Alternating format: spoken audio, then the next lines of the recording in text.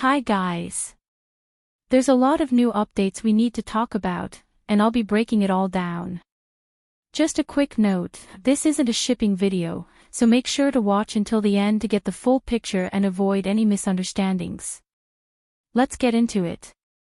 There's been a wave of speculation online because of the pre-release for episode 6, and honestly, there's quite a bit you really can't ignore. The producers are dropping hints, and possibly even spoiling the ending, and we'll get into that shortly.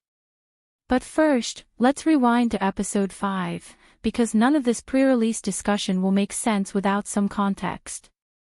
In episode 5, we see Woo-jae putting in more effort to show his affection toward Jimn.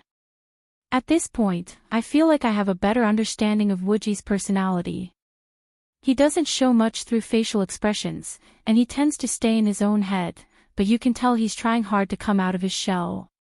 When they first arrived at the house, and he saw Jimn with Jimn, he said he felt lonely while they were away for those 2 days. That moment showed me he's really trying to express how he feels more, and that's a big shift from how he was in episode 4. We also saw Jimn slightly pull back from Jimn.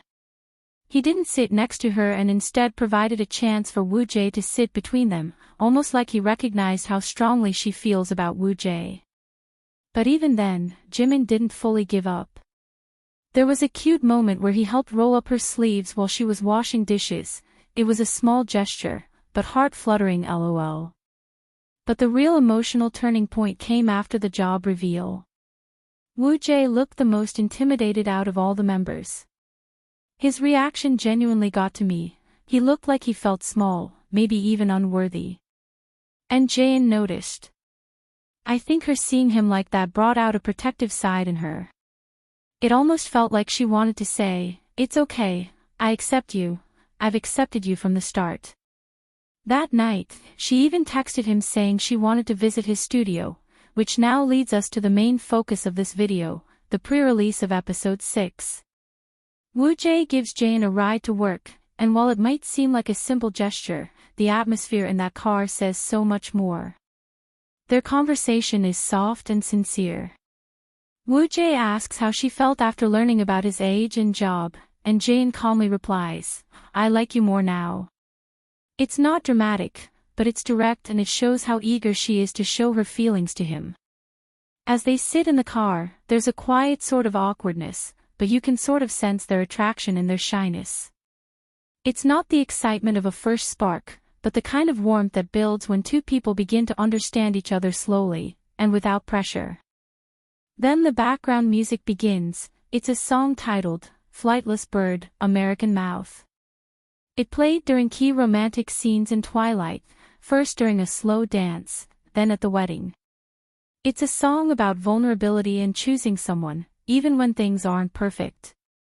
Which we can relate to the differences in their occupations and lifestyles.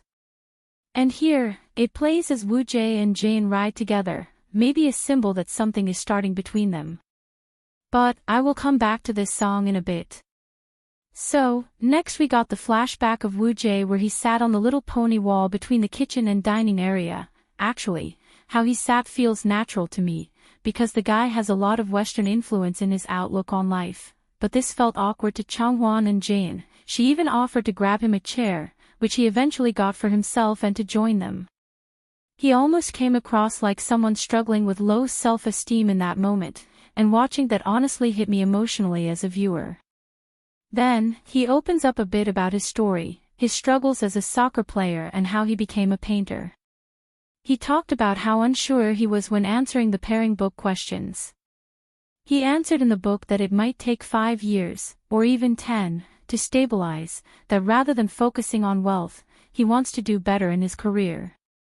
He wants to grow in his own way. And Jane listens thoughtfully. Unlike the previous day where I could almost see pity in Jane's expression. This time, she doesn't pity him, she finds it romantic, and even wanted to see his paintings which he showed her on his phone. She leans in to look, which are signs of interest. She, as someone who's typically calm, and not typically known for big reactions, around Woo-jae especially, actually shows visible emotion when she sees Woo-jae's artwork. She's engaged and curious. This way, Woo-jae is even more assured of her feelings. But even with this emotional progress, there's someone else we can't ignore. Jimn.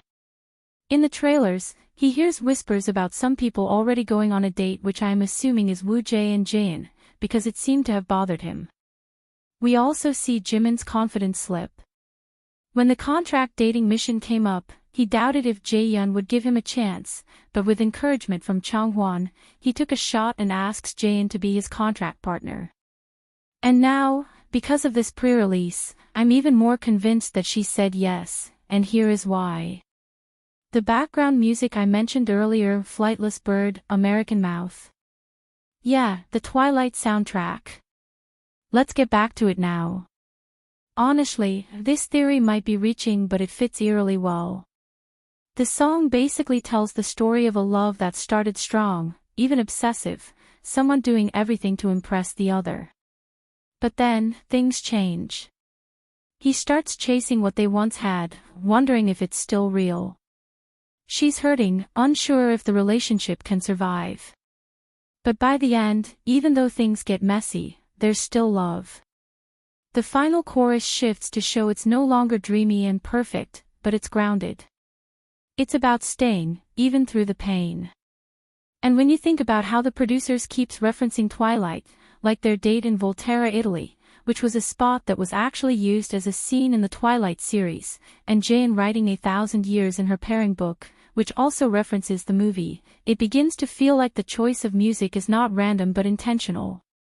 This might be the producers subtly hinting at a rough road ahead for Woo-jae and Jaein, with that rough road being Jimin, who probably was able to secure a contract relationship with Jaein, and found a chance to get closer to her.